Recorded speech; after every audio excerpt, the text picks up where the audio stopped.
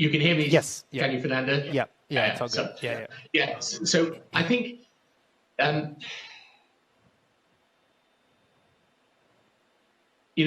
lot of people are talking now about going back into some form of Cold War. But I think we've got to be very cautious about this and realize that we're dealing with two separate things. And before I come to those, let me say that the Cold War analogy, to my mind, doesn't work. When the Berlin Wall fell and the Soviet Union collapsed, the United States of America imported roughly $200 million worth of goods from the Soviet Union. In 2018, the US imported $556 billion worth of goods from China. So you're talking about a scale of economic integration that makes the case of China completely different from the Soviet Union. Secondly, the Soviet Union was a group of countries around Russia, but who were forced into this union.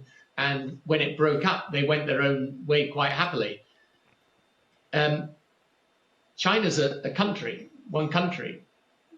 It's a very ancient civilization. And China is going to be a world power no matter what. It had the largest economy in the world up to the end of the 18th century. By dint of its population, it's going to have the world's largest economy again. And with that economic power will come military power and political power. So the first thing is to realize China's rise and its position as a power in the world is both inevitable and also completely justifiable. The problem is, when I was in office, people felt that as China developed economically and became more and more important, so China's system, including its political system, would develop more in the direction of the West, or certainly in a more democratic direction.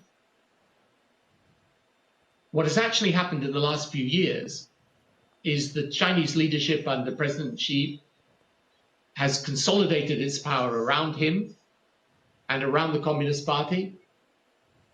The term limits have gone. There's a much tougher and more aggressive stance being taken by China.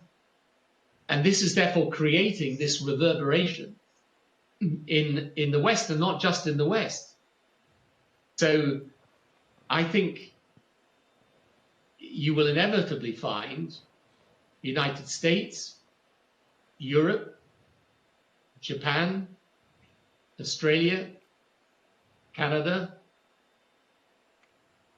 and India probably in a position where they're pushing back hard on China. So I think there's no way out of this. You're going to have a more confrontational atmosphere. What I tried to say in my recent paper, however, is that I think you will confront, or we will confront China where necessary. We will inevitably compete with China.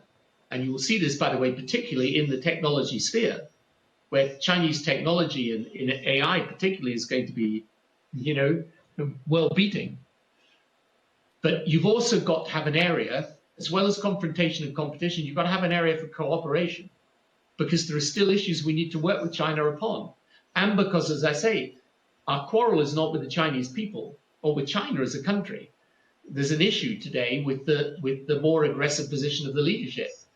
So that's where I think, we need to make sure that we take a more strategic position, not just reacting to various things China's doing, but a more strategic view of China, and put it within a framework that makes sense of China's vital importance in world affairs, and also accommodates the fact that this Chinese regime is going to be much tougher to deal with, and we've got to stand united in dealing with it. So it's going to be very difficult, and I think all the countries that have tried over the years, as China has been rising, to keep sort of not so much equidistant between the USA and China, but try and keep, your options open. I mean, I have this conversation with leaders all over the world today. They're in a tight spot because America is, I think whoever wins the presidential election in November, America is going to have a much, much tougher position on China. The UK, just in the recent weeks, has moved to a much tougher position on China. I expect Europe will go the same way. India, of course, has just had this border fight with China, and then taken action against Chinese companies operating in India. So we're in for a very rocky ride, and it's going to require a lot of statecraft and a lot of wisdom to get us through this, because let's be very clear, in the end, a military confrontation with China would be disastrous for both sides. Right.